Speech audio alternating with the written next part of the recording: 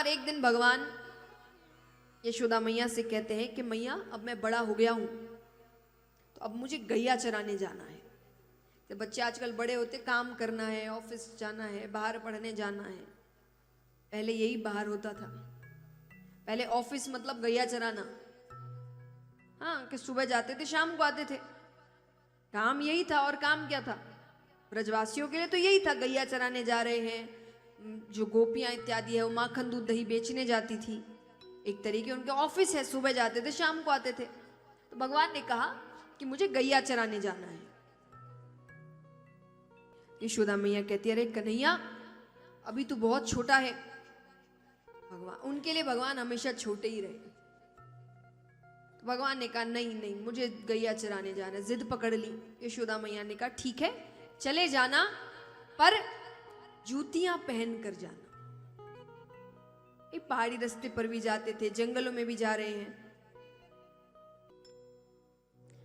तो यहां पर भगवान ने कहा, मैया ने कहा कि जूतियां पहन कर जाना, क्योंकि जंगल इत्यादि के रास्ते हैं, कांटे चुभ जाएंगे, पैरों में लग जाएगी।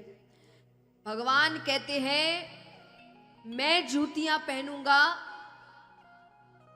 तो जितनी गैयाएं हैं सबके लिए जूतियां बनवाओ। संभव है? क्योंकि आप सोच सकते हैं, जो व्यक्ति दान में 2 लाख गाय दे रहे हैं, उनके खुद के पास कितनी गाय होंगी? इतनी जूतियां बनवाना संभव है? यशोदा मैया ने बात बात में कह दी, पशु भी कभी जूतियां पहने? पशु कहते ही भगवान रोने लग गए। यशोदा मैया कहती क्या हुआ? अरे रो क्यों रहा है? मैंने कुछ गलत बात कह दी क्या? भगवान कहते मैया गैया को पशु मत कहना, वो सिर्फ पशु नहीं है।